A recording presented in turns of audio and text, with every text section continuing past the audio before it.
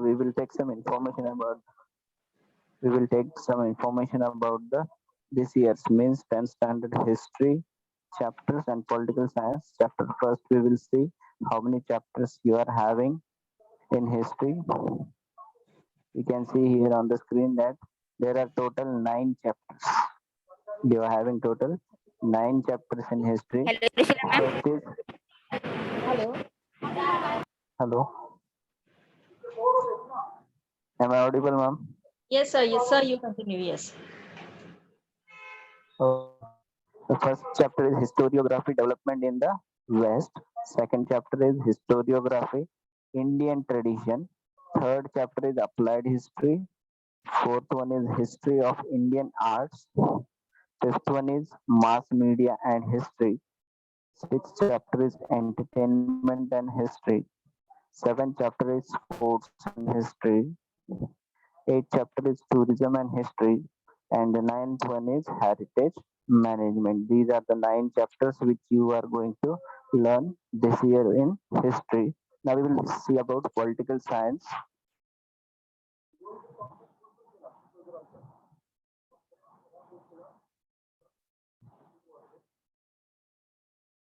So we can see that working of the Indian Constitution contents are chapter first working of the Constitution. Second chapter is the electoral process. Third one is political parties. Fourth one is social and political movements. And the last fifth one is challenges faced by Indian democracy. These are the 5 chapters of political science. In total, you have total 14 chapters, 9 of history and 5 of political science. Okay.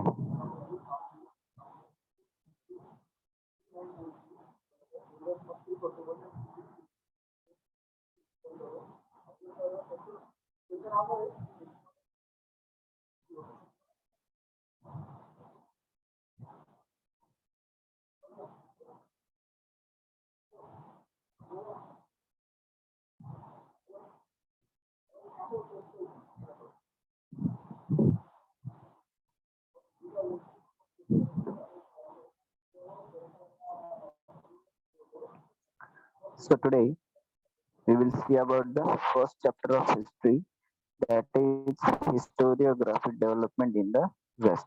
Myself Yogesh Kumar Rajaram Dehiwal from Nehru Nagar MPS Secondary School, Kanjurmarg East. Historiographic development in the West. So today we will revise this chapter. As we can see, there are 4 points in this chapter. First is 1.1, that is tradition of historiography. 1.2, that is modern historiography. 1.3, that is development of scientific perspective in Europe and historiography. And the last point is notable scholars. So these are the 4 points in this chapter which we will study. So introduction of the chapter is given here, like historical research, writing, and studies are carried out with an objective of understanding the chronology of the past events and their interconnections. What is historical research, writings, and studies? Why they are being carried out? Why we do such kind of research? So they have an objective. Objective of what? Objective of understanding the chronology. Chronology means here sequence. Sequence of what? Sequence of the past events and how they are interconnected with each other, means how they are related to one another. And this is a continuous process. Historical research or writing, these are all are continuous process. It does not stop. Like in the physical and natural sciences, the empirical method means laboratory method of experiments and observation. Empirical methods means what? Laboratory method means when we go to the science lab, at that time we perform some of the experiments. So in physical or natural science, we can have such kind of experiments or we can observe such kind of experiments is used to verify the available knowledge. Whichever the available knowledge we are having, we can verify there in the laboratory by doing experiments or doing the observation.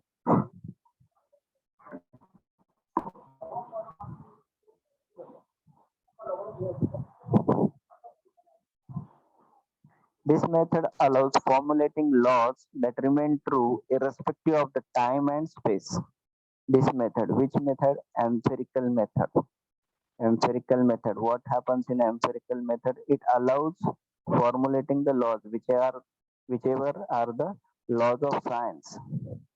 They remain true irrespective of time and space. Wherever we do, at whichever place we do, at whichever time we do, they remain the same, means the result is same. Those laws can be tested and proved repeatedly. We can have or we can conduct such kind of experiments repeatedly. Okay, but now we will see about what happens in historical research method. Okay, in science, what is there? Results are same, laws are same. We can conduct such kind of experiments anytime, anywhere. But in historical research method, what is there? We will see now. In historical research, it may not be possible to use the method of laboratory experiments and observation. We cannot do, or it is not possible to have the laboratory experiments or observation in historical research. This is so because we were not present in the historical time. Why is it so? Because we were not present at that time. If in historical time we were not there at the same space where the historical event was created, okay, or occurred. This is so because we were not present in the historical time and space, and the historical events cannot be recreated. We cannot recreate such kind of historical events. Okay, we cannot create the battles which were fought in history in the same way. But in science, we can do the experiment again and again, but in historical research, we cannot recreate it. Also, in history, it is not possible to formulate laws that remain true irrespective of the time and space. In science, what happens? The laws which we are formulating or which we are using, they remain true irrespective of time and space. But in historical method, it is not possible to use such kind of laws, and they will be remaining same according to time and space. To begin, we need an expert who knows the language and script of historical document. What we have to do here in historical research, what we need an expert person. An expert person who knows the language, language and script of historical document. Why? Why he should know the language? Means he should be able to read it and understand its meaning. The expert should be able to read that historical document and he should also understand its meaning. Also, the experts can examine the authenticity of the document. Also, what they can do, what an expert can do, he can examine the authenticity. Authenticity means is the document original? For that purpose, expert is needed. How he knows it is a original document or a fake document? By using criteria. There are some criteria which are being made or which are being used to know whether the document is original or fake. Like lettering style. Criteria are lettering style, author style of writing, how the author writes, manufacturing date and type of paper. These are some of the criteria which are being used to know the document is authentic or not. Stamps of authority, etc. Such a document is further scrutinized by a historian with the help of relevant historical references. And after that, after if they decide that it is an authentic document, after that, what they do scrutiny. Scrutiny means they verify it, recheck it, re-verify it by a historian with the help of what? With the help of the relevant historical references or the evidences.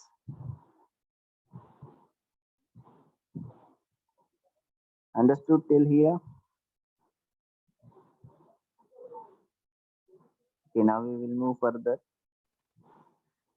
We will see historical research method, writing of historical narrative, how the historical writing of historical narrative is being done.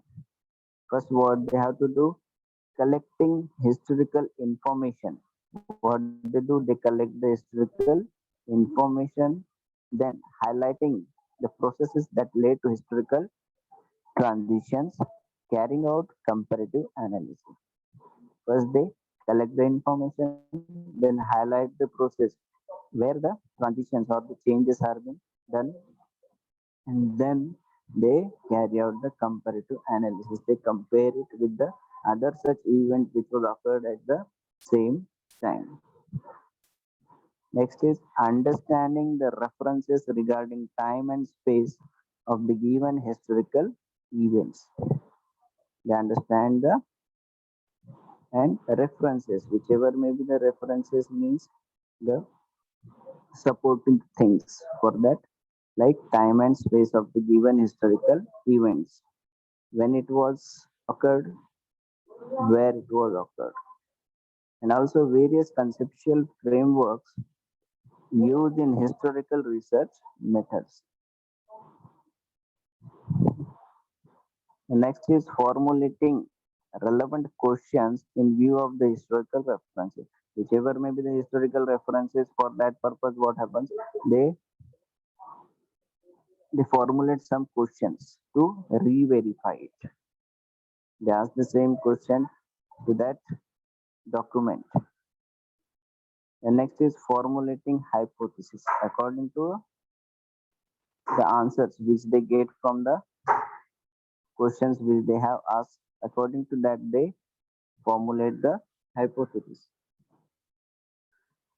Critically examining of various sources of history, and after that, what they do, they critically examine the various sources of history. There are many sources of history which we will learn further.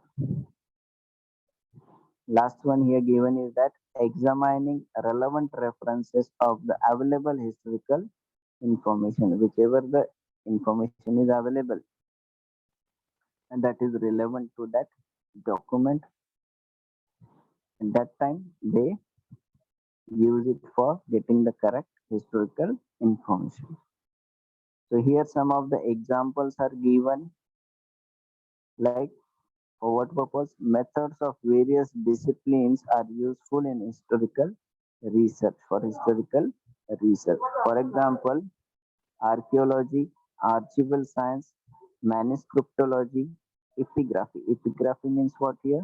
Study of inscriptions, written records. Then analysis of lettering style, linguistics, numismatics. Numismatics means what? Study of coins. Genealogy, study of lineage from one generation to another generation as they move on. It is known as genealogy, etc.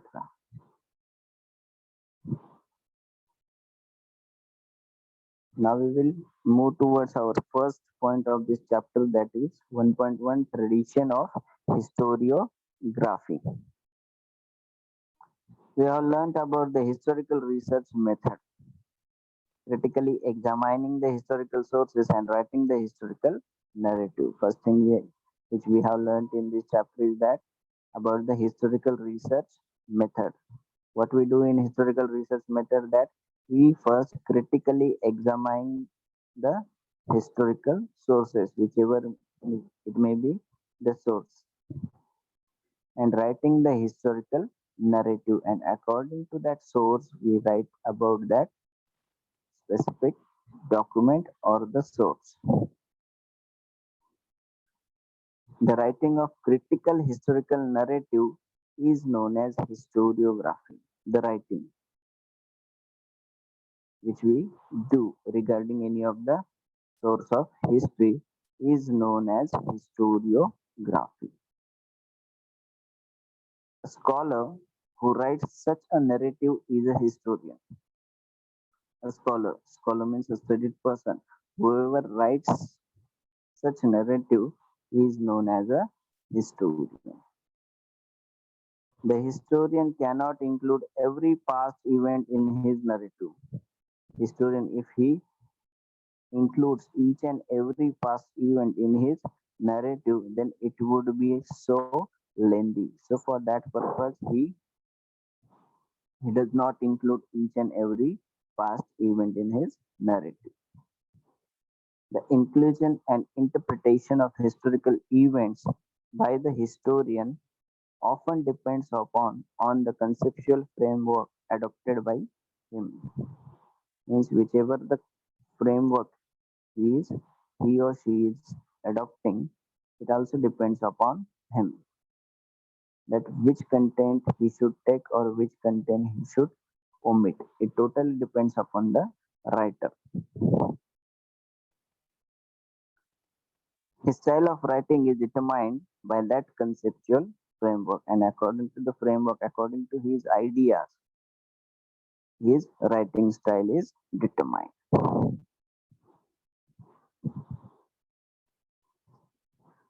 Each and every historian or each and every person is having different thinking skills. So according to that, they create their own framework and they apply it here.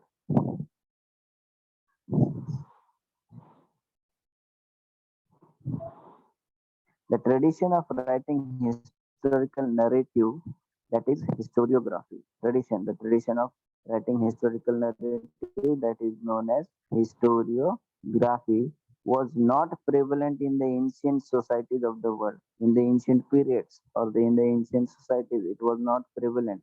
They were the historians were used to not give more value to that content. However, that does not mean that they were not aware of the historical time or were not eager to know about it. They were not giving much importance to it. But it does not mean that they were not knowing about it or they were not aware about the historical time or they were not eager to learn such things. Ancient people also felt the need of passing on the stories of the life and value of the ancestors to the next generation. What they thought, ancient people, what they feel that they should pass the stories from one generation to another generation. Ancient communities all over the world use various means like cave paintings, storytelling, singing, and ballads, etc. Many of the ancient communities, what they have done to spread their community or spread the knowledge about their community, what they have done, they have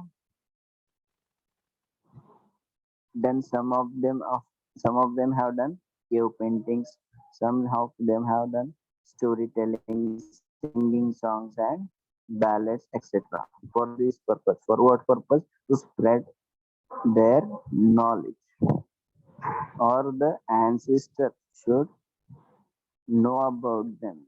For that purpose, they have done such things. These traditional means are looked upon as the sources of history in the modern historiography. And these are the traditional ways.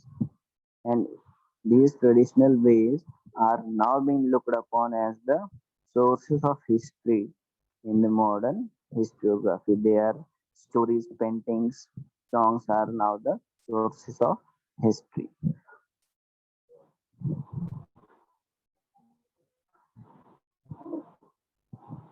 Next point, that is 1.2, modern historiography. Four main characteristics of modern historiography. There are four main characteristics of the modern historiography. First one, its method is based on scientific principles. The first main characteristic is that its method is based on scientific principles. It begins with the formation of relevant questions. How it begins? It begins with the formation of the relevant question which are being asked to the that particular document or the source of history. Second thing is here that these questions are anthropocentric. It means that these questions are about the deeds of the members of ancient human societies of a particular period. These questions are related to what? The deeds means the the works which have been done by the members of the ancient societies in that particular period. History does not suggest any interrelation between the divine and human deeds. What is given here that history does not suggest any of the interrelation. It does not show any interrelation between the divine and human deeds. Human deeds means people, we common people or the we human beings, and divine means related to the God. Next is answers to these questions are supported by reliable evidence. How the answers are being supported here? With the reliable evidence means with total proof. Fourth and last one is history presents a graph of mankind's journey with the help of past human deeds. How it presents a graph of mankind's journey? With the help of past human deeds. Deeds means the works which we have done in the past. It is said that the modern historiography with above characteristics has its roots in the ancient Greek historical writings. What it is said that these four main characteristics of the modern historiography, they have their roots in the ancient Greek historical writings. Means it is said that it has been taken from the ancient Greek historical writings. History is originally a Greek term. History. It is a Greek term, means it has been taken from the Greek language. Herodotus, the Greek historian of the 5th century BCE. BCE means before Common Era. Used it first for his book entitled The Histories. First time he used this word history for his book, and the name of the book was The Histories.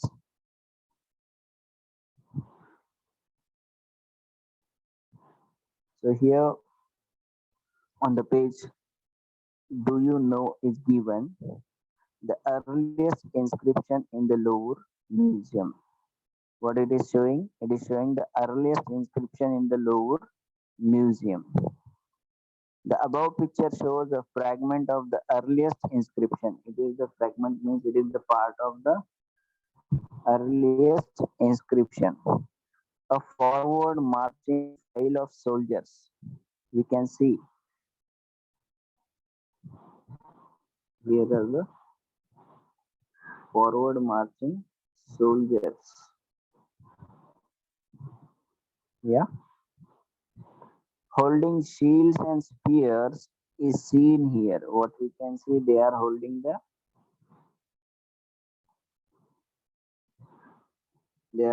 the shields and spears.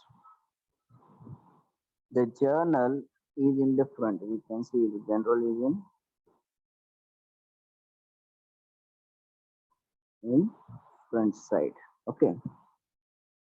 The tradition of recording historical event can be traced back to Sumer civilization in Mesopotamia. The tradition of recording these historical events has been started from where? Sumer civilization in Mesopotamia. Names of Sumerian kings and the stories of battles fought by them have been preserved in various inscriptions. Names of the kings and the stories of the battles which they have fought have been preserved in various inscriptions. The earliest inscription shown above means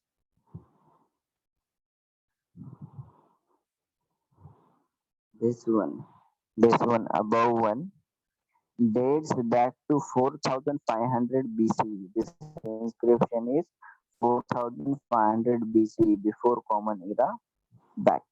Okay. It records a battle fought between two kingdoms. It is now displayed at the Louvre Museum in France. Now this inscription is been displayed in Louvre Museum in France.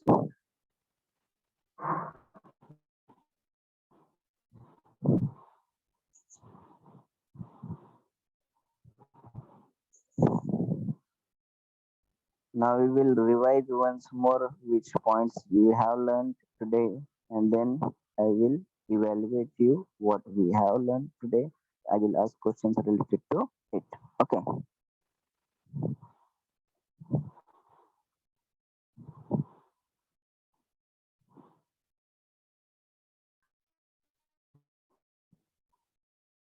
Today we have started our that is historiography development in the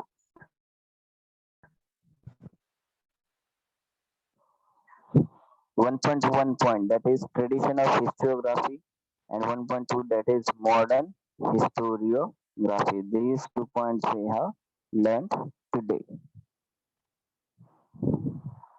So here we can see what we have saw that the experiments or the empirical method which is being used in natural science or physical science cannot be used in historical research. Why is it so? Because we cannot recreate such events. We cannot recreate such events, so it is not possible to formulate such type of laws in history.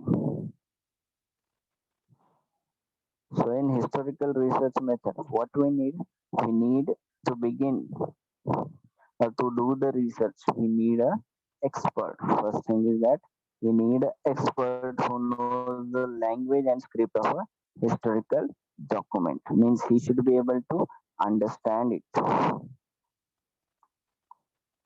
Also, he should be able to examine the authenticity of the document. He the document is authentic or not. For that, which criteria he uses? He uses the criteria of lettering style, author style of writing, effective date, type of paper, stamp of authority, like this.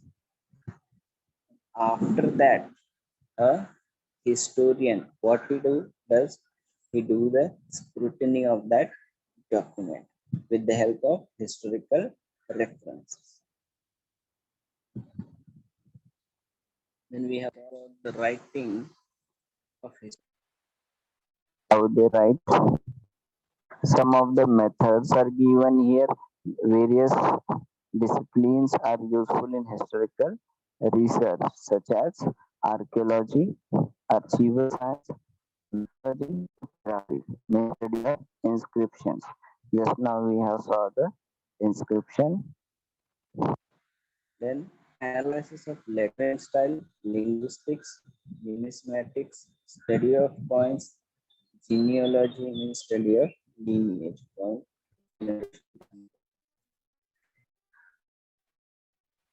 About the 1.4 was production of historiography.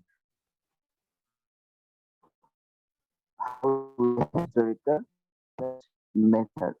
How they start? They start with the critically examining the historical sources and then they write the narrative.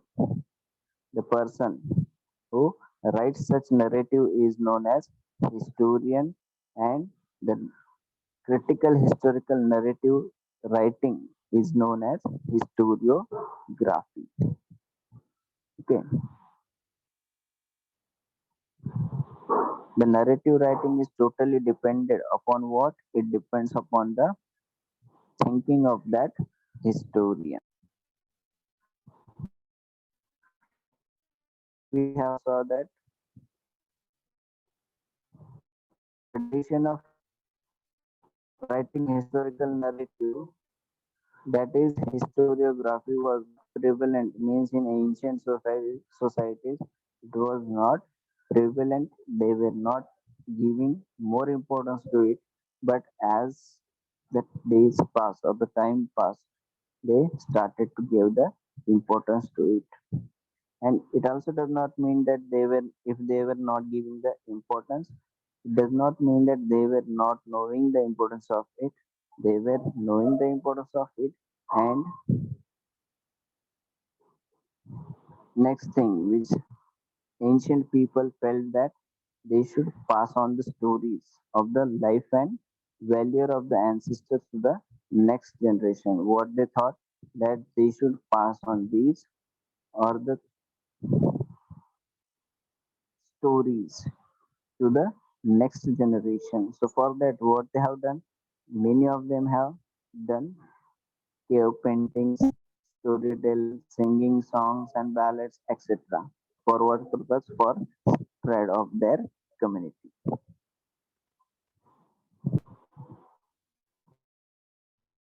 And also are part of the modern historiography. Okay. Then we have saw about the modern historiography 1.2 point, that it's more four main characteristics, like it is totally based on scientific principles. Second is the questions are related to the deeds of the members of the ancient human societies. Third is answers to these questions are supported by reliable evidence. And last one is that it presents a graph of mankind's journey with the help of past human deeds. It shows the graph with the help of the past human deeds. It is said that the modern historiography with above characteristics has its root in ancient Greek historical writings. They are having its root in ancient Greek historical writing. These four main characteristics of modern historiography. Why it is said so? That originally a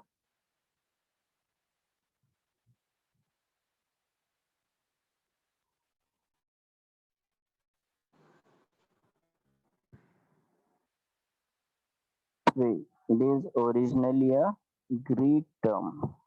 Herodotus, the Greek historian of the 5th century BC, used it first for his book entitled The History.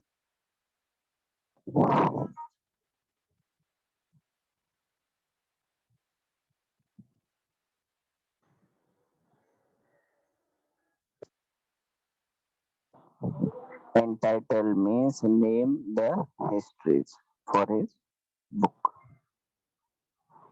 Then we have learned about the earliest inscription in the Louvre Museum, that it is 4500 BC dated back inscription, and it shows a battle between two kingdoms, a battle fought between two kingdoms. And what we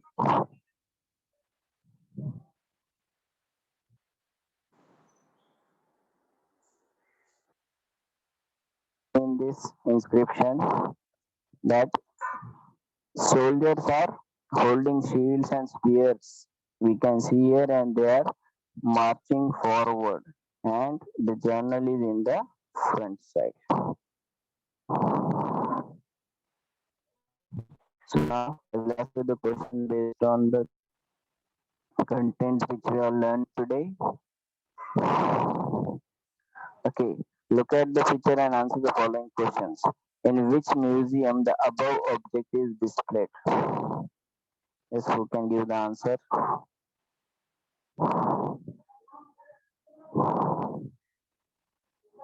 Yes, Sanu Mishra.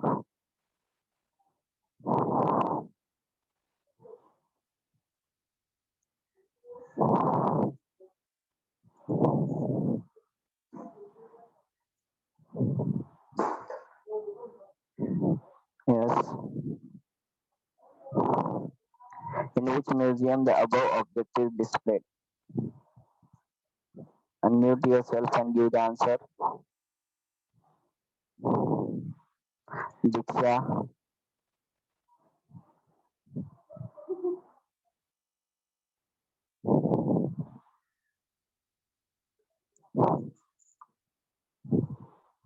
Yes. Who will give the answer?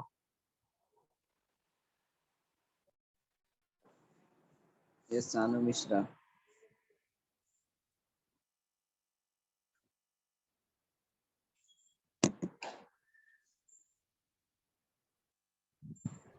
Hello. Unmute yourself and give the answer. Good morning, sir. Hello, sir. Hello. Hello. Hello, sir. I am not able to hear you. Sir. Hello, sir. Hello. Hello, sir. Hello. Hello. Again. Hello, sir. Yes, I am able to hear you. Good morning, sir. Yeah, good morning. Give the answer. Sir, the answer of first question is Louvre Museum in France. Okay, very good. Second question is what records are described? What a record? A hut.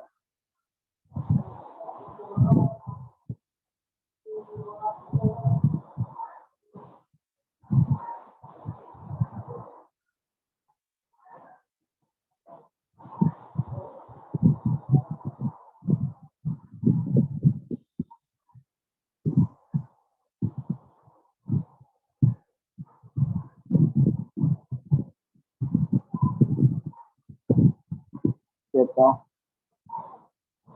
Give the answer fast.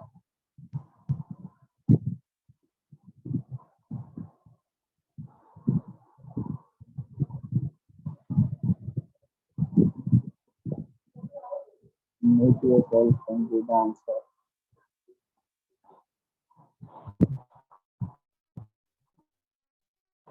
Answer.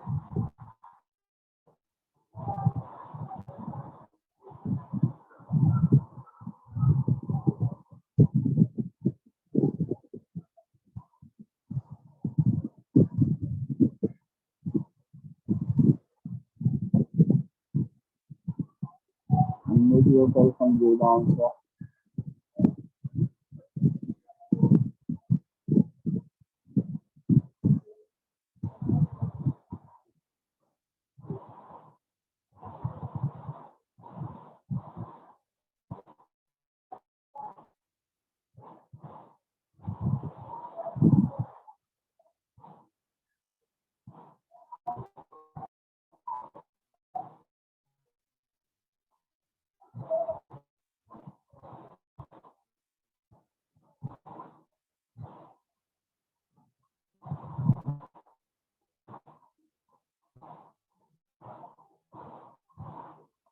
Yes, will give answer.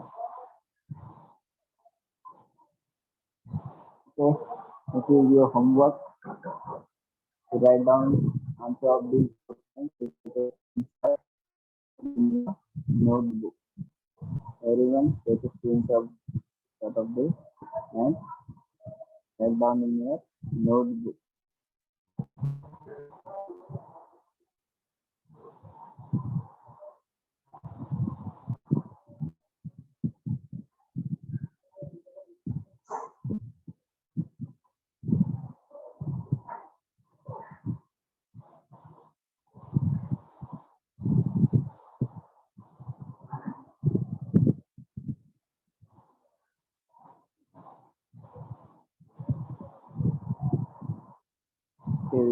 stop here.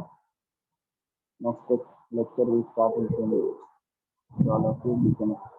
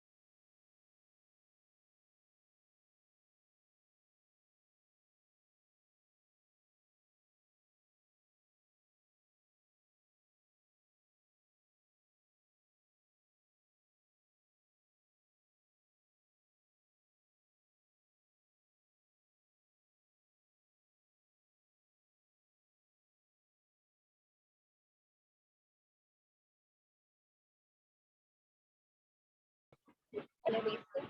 Can you hear?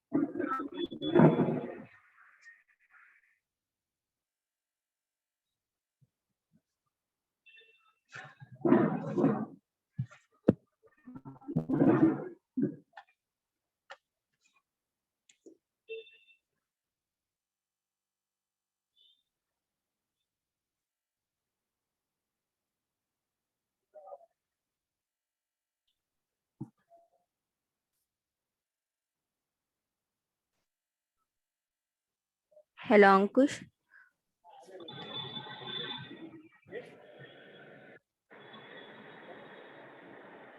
Why are you raising hand, beta?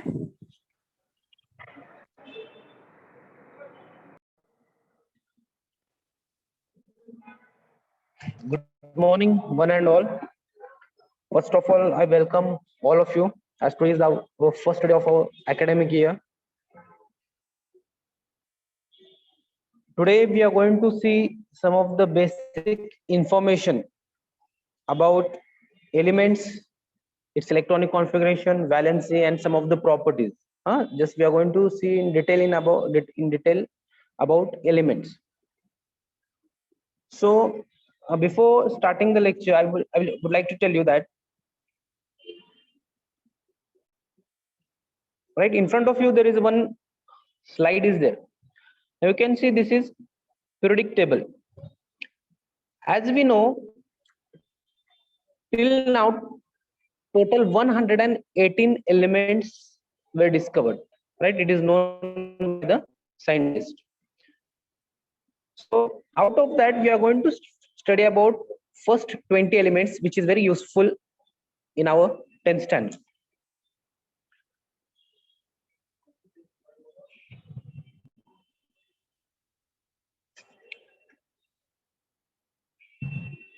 Now see, in the modern periodic table, the elements are arranged in the order of their increasing atomic numbers, right? Now whatever the periodic table is in front of you can see, the all elements are arranged in the increasing order of their atomic number. That is why if we, when we say there is the atomic number 2, right, we should say means the element is helium. So that we'll see which are the elements, what is the atomic number and which are the element. So whatever the periodic table is there in front of you, all the elements are arranged in the increasing order of their atomic number, right? This is the first and the most important point, that whatever the elements are there in the modern periodic table, they all are arranged in the increasing order of their atomic number. Now there are 7 horizontal rows called period, and they are 1 to 7, right? Just look in the periodic table, right? You can see the 7 horizontal rows are there, right? They are called as what? They are called as periods. That is 1 to 7. Just you can count in front of you, the periodic table is there. So if you can count the total 7 horizontal rows are there, and we call them it as a period. So remember this, there are 7 horizontal rows called period, and it has numbered as from 1 to 7. Then there are 18 vertical columns called groups, right? So there are 18. Just if you count vertically, so there are total 18 vertical columns, and we call them it as a groups, right? So this is the first main point. So there are 7 horizontal rows called as periods, and we number it as from 1 to 7. And there are 18 vertical columns which are called as groups, right? And it is named as 1 to 18. Just we number is similarly that 1 2 3 up to 18, and in horizontally it is numbered as 1 to 7. If you look in the table and if you count that, you will understand there which are the horizontal rows and which are the vertical columns. As I already mentioned you, there are total 118 elements still known till now, and out of that we are going to study in details about first 20 elements. They mean what is its electronic configuration, right? What is its atomic number, what is its valency, that in detail we will study. Now see, just basic information about that.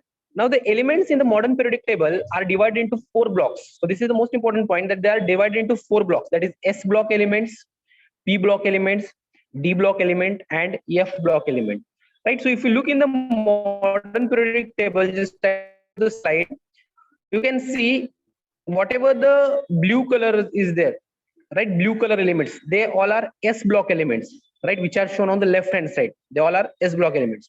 Then you can see P block elements, it is shown in the green color.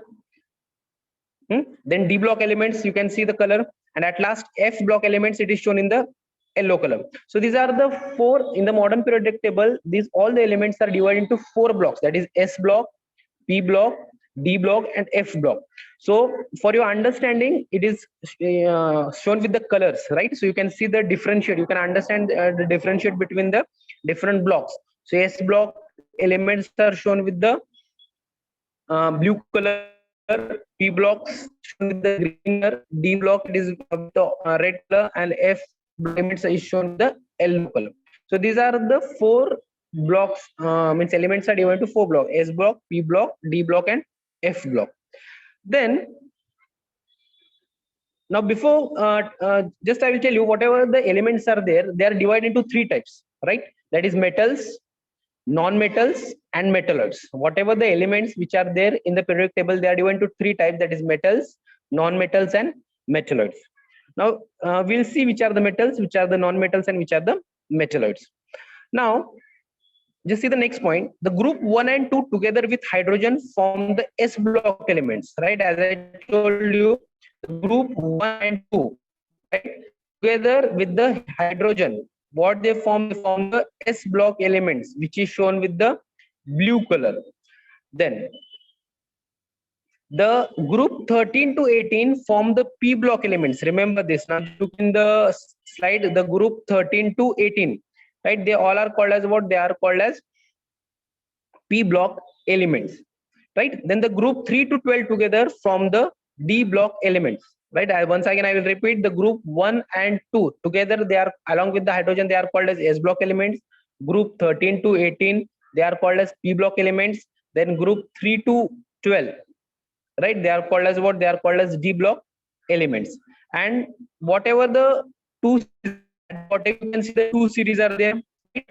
So they are called as lanthanides and actinides. What they are called lanthanides and actinides, and they are F block elements. At last, at bottom, you can see the two rows are there. So they are called as what? They are called as lanthanides and actinides, and also they are called as what? F block elements, right? So this is in short information about the periodic table, right? As I told you, what first point, what is the first point? That in the modern periodic table, the elements are arranged in the increasing order of their atomic number. Then there are 7 periods, right? Whatever the 7 horizontal rows are there, they are called as periods. Then whatever the 18 columns are there, vertical columns are there, they are called as groups. So it is numbered from 1 to 18, means 1, 2, 3 till 18. Then total 118 elements are known till now. Then the elements are in the modern periodic table are divided into 4 blocks, that is S block, P block, D block, and F block. As we have seen in the slide, that it is shown with the different colors: S block elements, P block elements, D block, and F block elements. Then elements in the group 1 and 2, they are called as S block elements along with the hydrogen.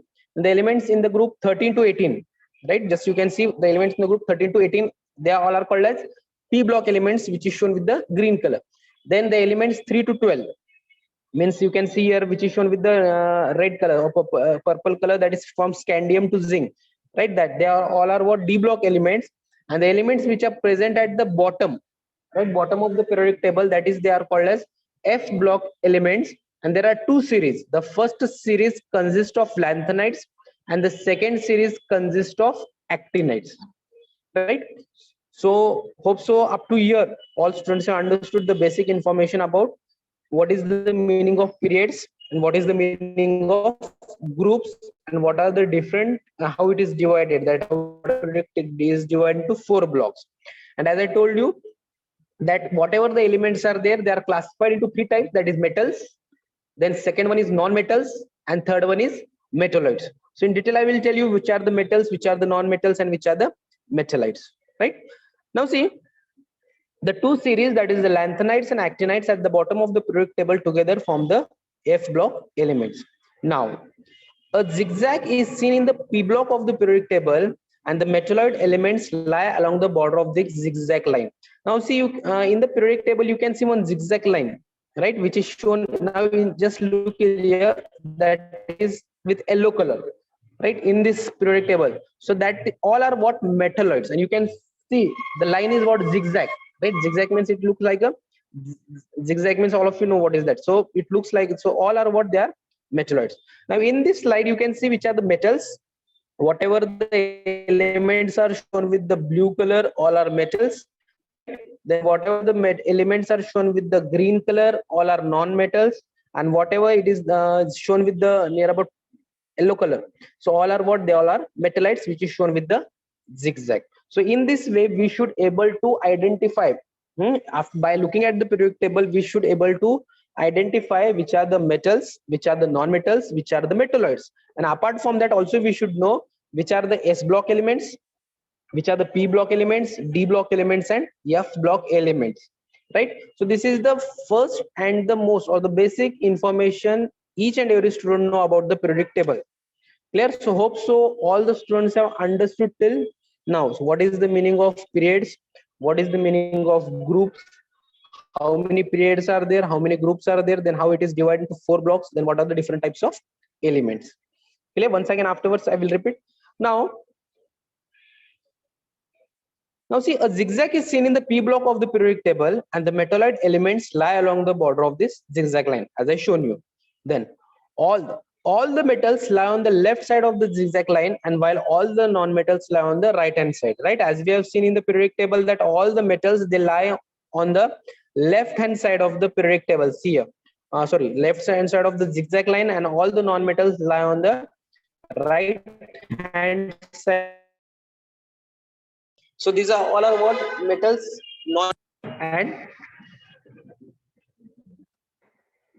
non-metals, and metalloids. Now after knowing this, right, we are going to see the electronic configuration, atomic number, electronic configuration, balance of first 20 elements. So that is why each and every student should learn first 20 elements, means you should by heart that. Now just I will tell you, you can see in front of you the one chart is there, right? One slide is there. Now all are according to the of point there, elements of atomic number. Now atom number 1, right? You can see that number 1 is hydrogen, right? Symbol for hydrogen is H, right? You have to study that. At last I will tell you how to what is the short form for remembering this, all the symbol. Then second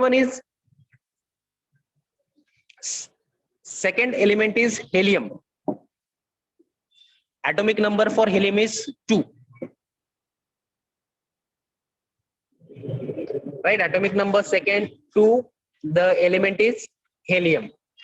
Then third atomic number 3 is lithium, right? Smelling. Then 4 beryllium, right? And in the, you can see in the second column the symbol is also given. So hydrogen symbol is H, helium symbol He, lithium Li, beryllium B. Then atomic number 5 boron, symbol for it is B. Atomic number 6 carbon, symbol is C. Atomic number 7 nitrogen, symbol for that is N. Atomic number 8 oxygen, O. Atomic number 9 fluorine, symbol is F. And atomic number 10 neon, symbol is Ne, right? Now first we'll see first 10 elements, and then we'll go from 11 to 20. As I told you, the first 10 elements are hydrogen, helium, lithium, beryllium, boron, carbon, nitrogen, oxygen, and fluorine and neon, right? So the short form for it is just hydrogen, helium, right? The first, so how to remember this? First one is hydrogen, helium. Then you can see the symbols, right? It is Li B Baknofne, right? What is the symbol? Li B Baknofne means Li lithium, B beryllium, B boron, K carbon, N nitrogen, O oxygen, F fluorine, and last one neon, right? So in this way you can remember the series. Now we'll see the electronic configuration. Now after if you know the atomic number, you can easily find out the electronic configuration. So first we'll see the first 10 elements, right, which is arranged in the serial order. Now atomic number of hydrogen is 1, right? Then its electronic configuration, that is EC, will be 1, because there are total 4 L, M, N, right? In the first shell there are 2 electrons. In the second shell there are 8 electrons. In the third one is 8, and in the last one it is 32. Now till today, now we are going to study about only first three shell, that is K shell, L shell and M shell. In the first shell there are 2 electrons. In the second shell there are 8 electrons. In the third shell it is 18, and in the fourth shell it is 32. So the name of the shell is KLMN. Now you can see in the first atomic number of hydrogen is 1, its electronic configuration 1, because it contains only 1 electron. Okay, then atomic number of is 2, its electronic configuration is 2, because in the first shell there are only 2 electrons, so we count them. If you look at the third element, that is lithium, the atomic number of lithium is 3 and its electronic configuration is 2 1, right? Now why here 2 1? Because in the first shell there are only 2 electrons, so the total, it is totally completely filled. So we'll move on the next shell, that is 2 1. So while writing, what I would write 2 1, its electron configuration 2 1, atomic number is 3. Now in the same way we'll go for then beryllium, right? Atomic number of beryllium is 4, its electronic configuration is 2 2. Atomic number of boron is 5, its electron configuration is 2 3. The next one, atomic number of carbon is 6, its electron configuration is 2 4. Then atomic number of nitrogen is 7, its electronic configuration is 2 5, because in the first shell there are 2 electrons and in the second shell there will be 5 electrons. In this way we can write the electronic configuration. Next, the oxygen, atomic number of is 8, its electron configuration is 6. Atomic number of fluorine is 9, its electron configuration is 2 7. And atomic number of neon is 10, its electronic configuration is 2 8. So these are the atomic number, electronic configuration of the first 10 elements, right? Now just look at the last column, that is valency. Now this is the most important. If you remember all the elements in the serial order, it is very easy to remember the valencies. Now if you see what is the first one, the valency of hydrogen is 1. Right now the valency of helium is 0, because the outermost shell is completely filled, right? So we are going to write 0. Then lithium, now just look at the electrons which are present in the outermost shell. Now how many electrons are present in the outermost shell? That is 2 1, means 1 electron is present, so the valency of lithium will be 1. Then next one, beryllium, the valency is 2. Then boron, the valency is 3. Carbon, the valency is 4.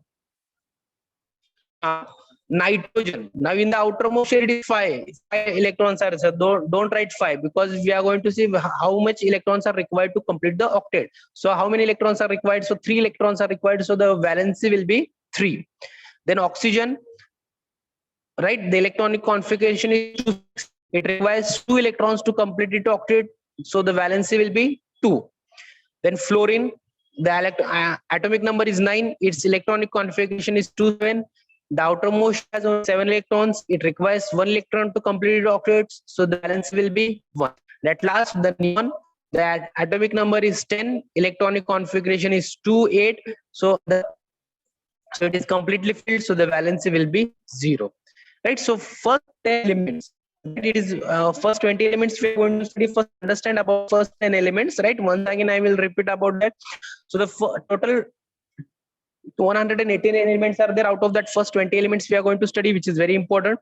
So the first atomic number is hydrogen, second helium, third lithium, fourth beryllium, fifth boron, sixth carbon, seventh nitrogen, 8 oxygen, 9 fluorine, 10 neon. So the symbols are given as I told you how to remember: hydrogen, helium, Li B Baknovny, right? That is the short form. Li lithium, B beryllium, boron, carbon, nitrogen, oxygen, fluorine, neon.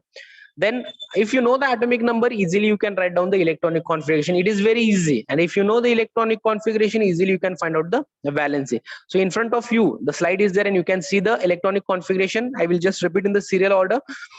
Hydrogen's electronic configuration is 1, right? Its valence is also 1. Helium's electronic configuration is 2.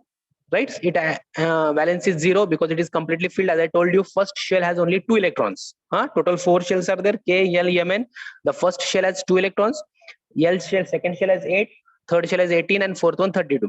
So first shell is completely filled in there, so its valence is 0. Then lithium, its atomic number is 3, electronic configuration is 2, 1, its valence is 1. Beryllium, atomic number is 4, electronic configuration is 2, 2, its valence is 2, right? Because it is written in the bracket, it loses 2 electrons, right? If you see in the second last bracket, it is written.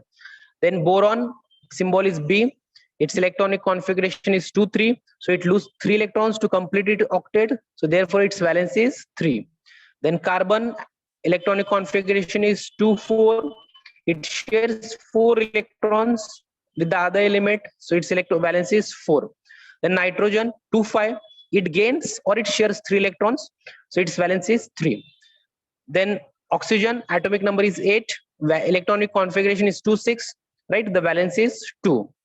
Fluorine, atomic number is 9, its electronic configuration is 2, 7, its valence is 1. And its last, that is 10th, atomic number symbol element is neon, and the electronic configuration is 2, 8, and its valence is 0. So these are the first 10 elements. So if you understood first 10, then we'll move on the next 10 elements. Now see which are the next 10 elements. 11th one, atomic number 11, sodium. Then atomic number 12, magnesium. Repeat it, learn by heart that, because it is very important. If you study now, easily you can by heart this. Then atomic number 13, aluminium. Atomic number 14, silicon. Atomic number 15, phosphorus. 16, sulfur. 17, chlorine. 18, argon. 19, potassium, and 20, calcium.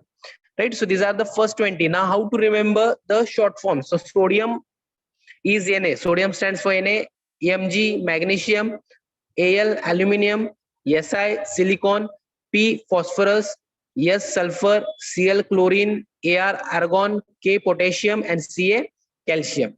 So these are the first 20 electrons. If you remember the symbols, easily you can write down the atomic number, right? Because you should know the atomic number to write down the electronic configuration. So that is why I told you the technique. So what is the first two? Hydrogen, helium.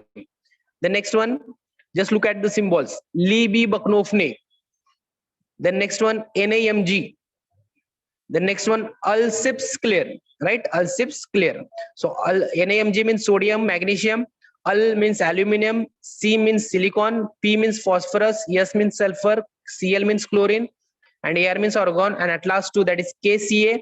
K stands for potassium, Ca stands for calcium, right? So we'll see the electronic configuration and its valency. So atomic number of sodium is 11, its electronic configuration is 281. Now if we cannot write here 29, right? Because in the second shell there are only 8 electrons. As I told you, in the second shell there are only 2 electrons, so no need to, don't write 29, because we cannot write like that. So what we have to write, 2, 8, 1, right? In the first shell 2 electrons, second shell 8 electrons, and in the third shell we have started, so first electron 1 electron. Then magnesium, atomic number is 12, 2, 8, 2. Atomic number is 12, electronic configuration is 2, 8, 2. Then next one, 13th is aluminium, symbol is Al, its electronic configuration is 2, 8, 3. Then 14th, silicon, symbol is Si, its electronic configuration is 2, 8, 4.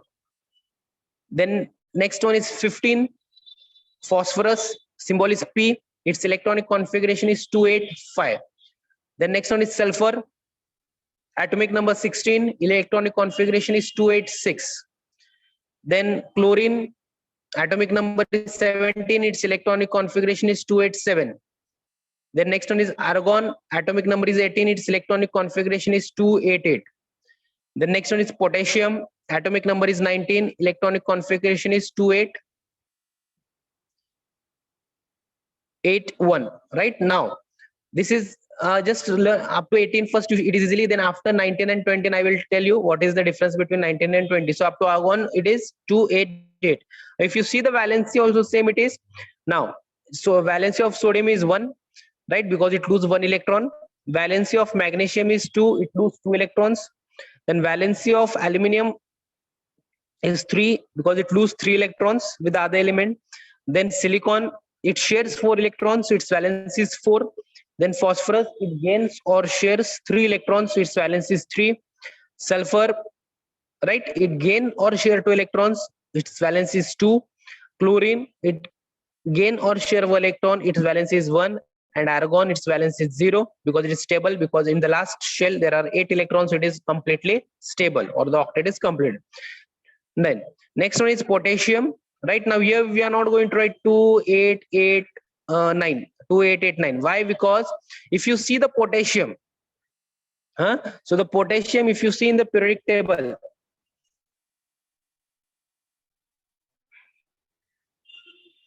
right, so that is K, right, it is in the fourth period, right, it is in the fourth period. So how many shells will be there? 4 shells will be there. So that is why it is, there are 2, it is 2881, and for the calcium it is 2882, because the all are in the fourth period, right? So in this way, so these are the electronic configuration, atomic number, symbol, and its valency of the first 20 element. Clear? Now, so hope so all of you understood what is how to write the atomic number, electronic configuration, and its valency. So once again, just I will repeat in short about configuration. So first element is hydrogen, atomic number is 1, its electronic configuration is 1. Then it can lose or share 1 electron, so its valency will be 1. Then the second one is helium, its atomic number is 2, symbol is He, electronic configuration is 2, so it is stable as per the duplet rule, right, because in the first shell there are only 2 electrons, so its valence is 0, so it is stable. Then third one is lithium, symbol is Li, in the atomic number is 3, its electronic configuration is 2-1. In the outermost shell there is only 1 electron, so it can lose 1 electrons to become stable, so its valency will be 1. Then atomic number 4, beryllium, symbol is B, electronic configuration is 2-2, right, it here it can lose 2 electrons to become stable, so its valency will be 2. Then boron, symbol is B, electronic configuration is 2-3, here also it can lose 3 electrons to become stable, and its valency will be 3. Then atomic number 6, carbon, symbol is C, electronic configuration is 2-4, it will share 4 electrons to become stable, so its valence is 4. Then nitrogen, symbol is N, atomic number is 7, its electronic configuration is 2-5, it can gain or share 3 electrons, so its valence is 3. Oxygen, atomic number is 8, electronic configuration is 2-6, here also it will gain or share 2 electrons, so its valence is 2. Fluorine, symbol is F, atomic number 9, electronic configuration 2-7, here also it will gain or lose, share 1 electrons, so its valence is 1. Then 10th, atomic number 10, it's neon, its valency, its electronic configuration is 2-8, so it is stable, or as per octet rule, the valence is 0. The next one is sodium, atomic number 11, electronic configuration is 2-8-1, it will lose 1 electron, its valence is 1. Then magnesium, symbol is Mg, atomic number is 12, its electronic configuration is 2-8-2, right, it loses 2 electrons and its valence will be 2. Then aluminium, symbol is Al, atomic number is 13, electronic configuration is 2-8-3, it will lose 3 electrons, its valence is 3.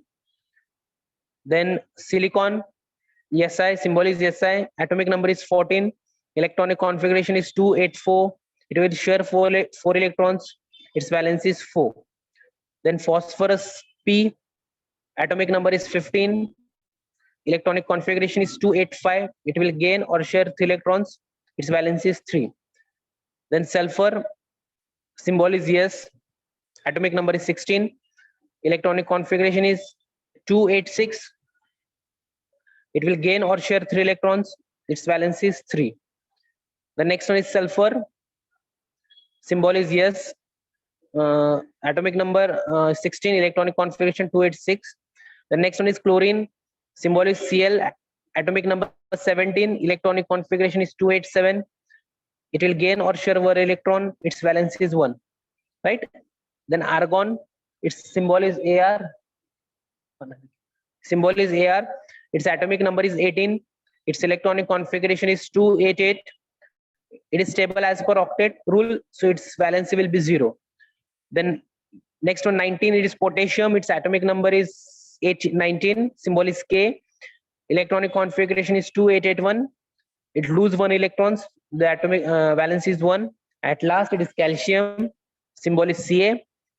2 atomic number is 20 and electronic configuration is 2882. It will lose 2 electrons to become stable, and therefore its valence is 2. Right?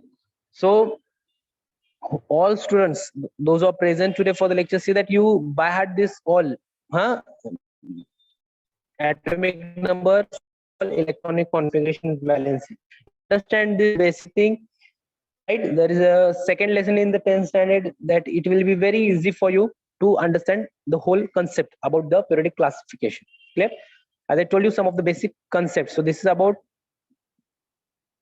periodic electronic configuration. Once again, I will just repeat you that we have seen in the modern periodic table, whatever the elements are there, they all are arranged in the increasing order of their atomic number. Till now, total 118 elements are known to us. Now, there are 7 horizontal rows called as periods.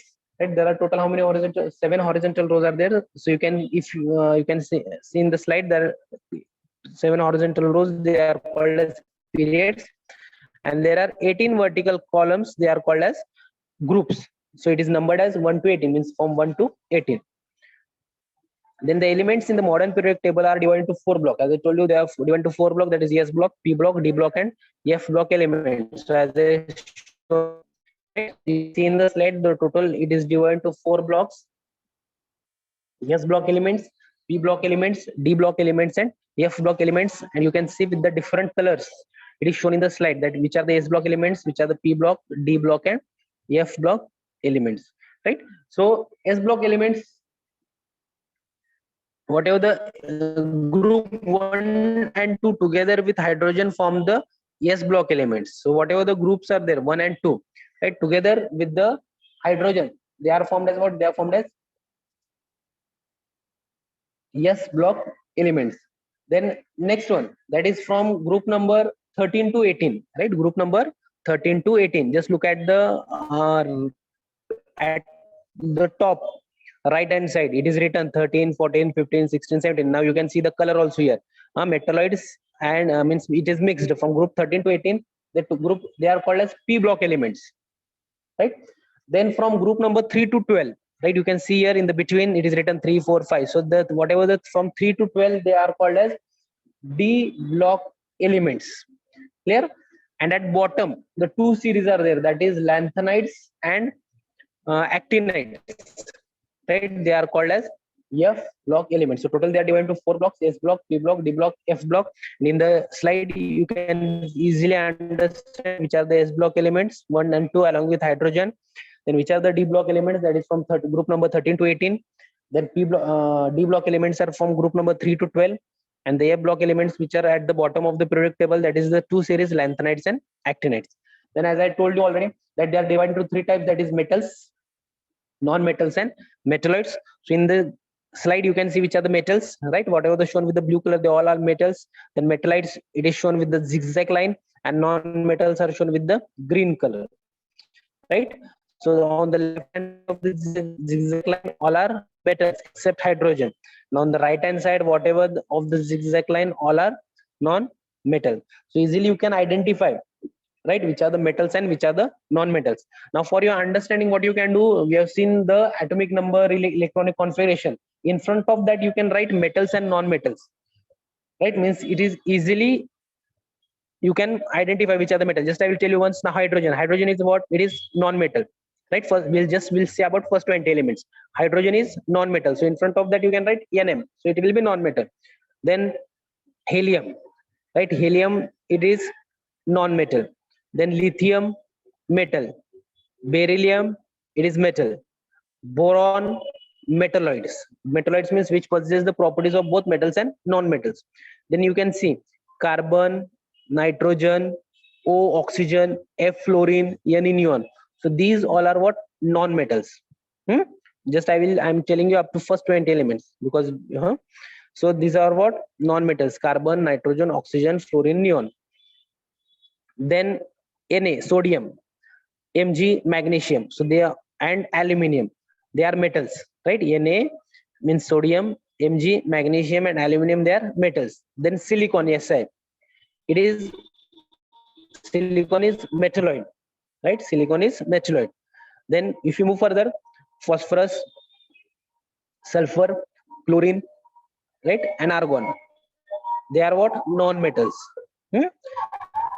Then next one is K, potassium, Ca, calcium, that is metals. After, if you see that next one, scandium, tritium, beryllium, chromium, manganese, iron, cobalt, nickel, copper, zinc, gallium, right? They all are also what? They all are metals. Right now, if you, for your more information, what you can do, you can just go through the names. You can learn, read the names, because in some of the names, if you, when we are going to see this topic, in that some of the names will be there. You should, some of the symbols will be given, and you should know the names of that symbol. So that is why, just for more information, what you can do, you can take a screenshot of this slide, and you can read the names and these symbols. Clear? So this is about the first 20 elements, which are the metals, which are the non-metals, and which are the metalloids. Clear? Already we have seen that the two series, the lanthanide and actinides, are the bottom of the periodic table. They are together form the A block elements, and a zigzag line is shown in the P block of the periodic table, and the metalloid elements lie along the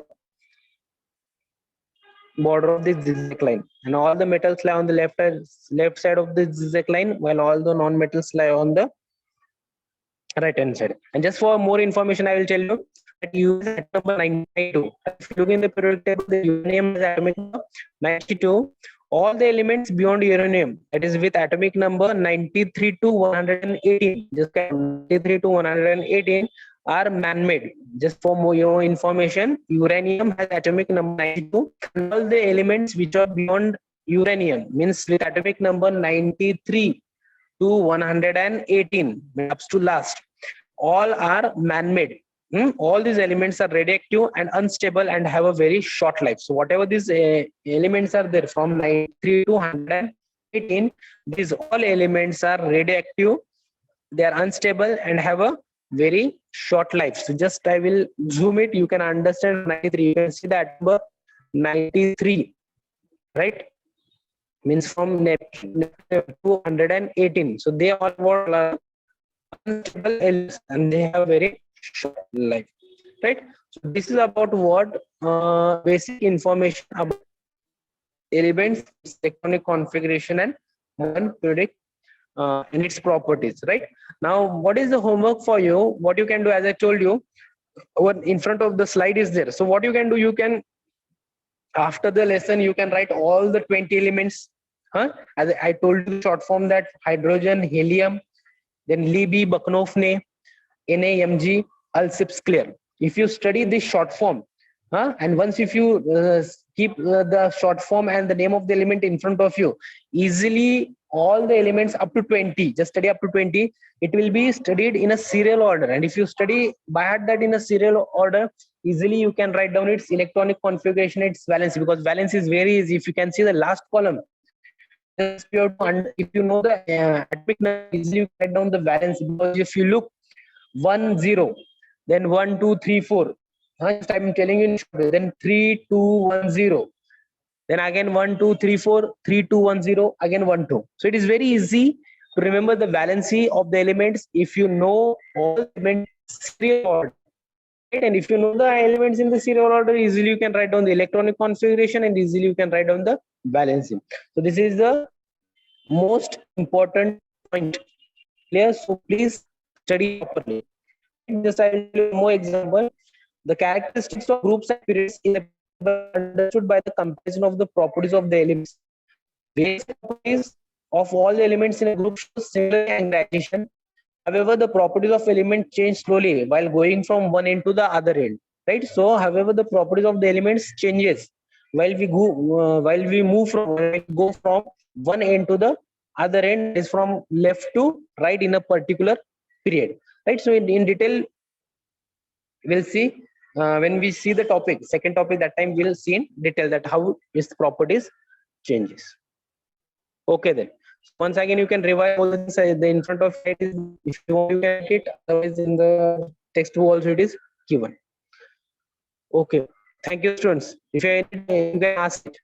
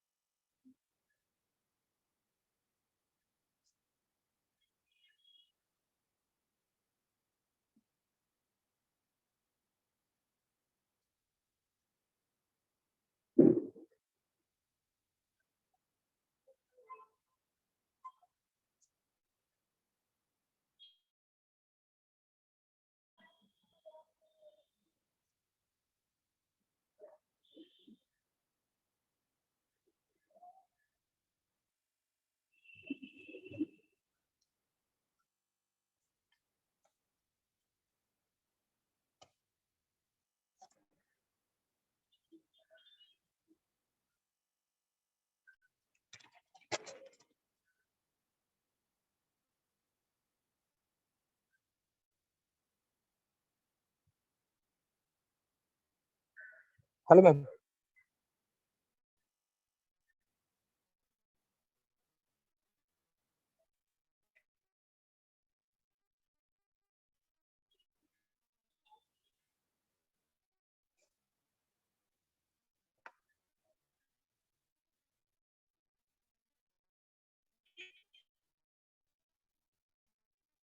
Hello.